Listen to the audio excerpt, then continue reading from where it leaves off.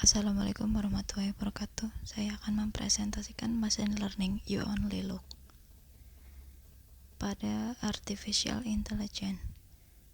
Di dalamnya ada bab pendahuluan, perumusan masalah, tujuan penulisan, pembahasan, dan penutup.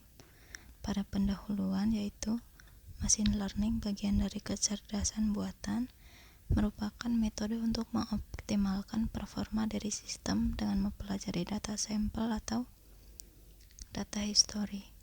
Dalam kehidupan sehari-hari, objek dapat diidentifikasi dengan mudah oleh manusia, namun belum tentu dapat dijelaskan secara spesifik. Disinilah peran machine learning dalam mengenali, mengidentifikasi, ataupun memprediksi data tertentu dengan mempelajari data history. Dengan machine learning, model dibuat baik secara langsung ataupun tidak, dengan mengekstrak pengetahuan dari pakar ataupun dari data yang bahkan belum diketahui hubungannya dengan cara mempelajarinya atau dengan algoritma tertentu. Pada rumusan masalah yang pertama, apa yang dimaksud dengan machine learning? Jelaskan sejarah machine learning, jelaskan penerapan machine learning, jelaskan manfaat machine learning, jelaskan dampak machine learning, dan bagaimana cara kerja machine learning. Tujuan penulisan: mengetahui pengertian dari machine learning, mengetahui sejarah dari machine learning, mengetahui penerapan machine learning, mengetahui manfaat dari machine learning, dan mengetahui apa saja dampak dari machine learning, dan mengetahui bagaimana cara kerja machine learning. Pembahasan. Yang pertama, sejarah machine learning. Sejak pertama kali komputer diciptakan, manusia sudah memikirkan bagaimana caranya agar komputer dapat belajar dari pengalaman. Yang kedua, pengertian machine learning. Machine learning adalah metode analisis data yang mengotomatisasi pembuatan model analitik. Kemudian penerapan machine learning. Yang pertama, recommendation search pada Google. Yang kedua, pendeteksi spam. Yang ketiga, speech understanding. Yang keempat, pendeteksi muka. Yang kelima, diagnosis penyakit. Penerapan machine learning. Yang pertama, recommendation search pada Google. Mengetik sesuatu yang dicari dan belum selesai mengetikkannya, dan Google akan selalu memunculkan rekomendasi yang bisa dipilih, yaitu merupakan salah satu penerapan dari machine learning. Google biasanya akan menampilkan hasil pencarian yang pernah dicari lalu menampilkannya kembali saat ada salah satu kata yang sama yang pernah dituliskan. Yang kedua, pendeteksi spam. Menerapkan machine learning pada email, yaitu dengan menyaring spam yang memisahkan email penting dengan email yang tidak penting.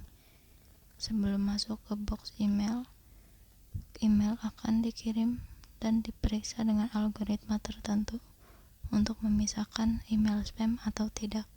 Dengan cara inilah membuat inbox email tidak terkotori oleh email tidak penting dan email penting, tidak tertutup email tidak penting dari spam.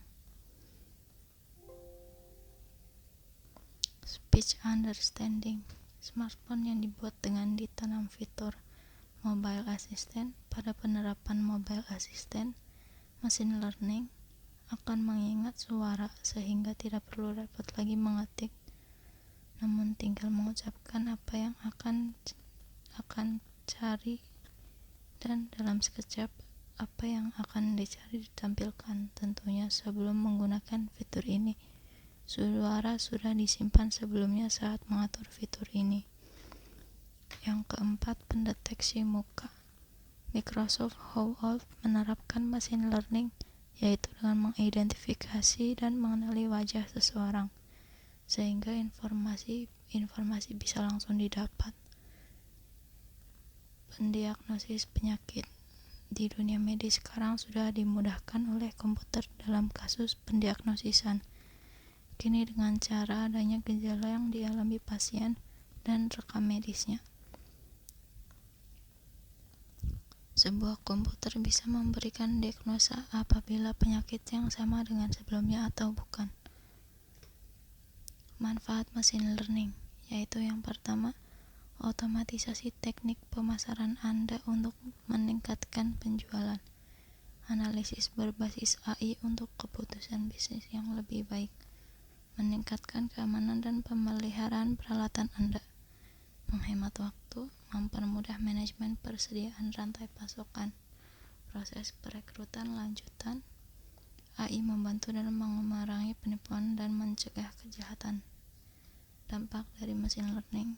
Yang pertama, dampak positif. Menjadi peluang bagi para wirausahawan dan praktisi teknologi untuk terus berkarya dalam mengembangkan teknologi machine learning.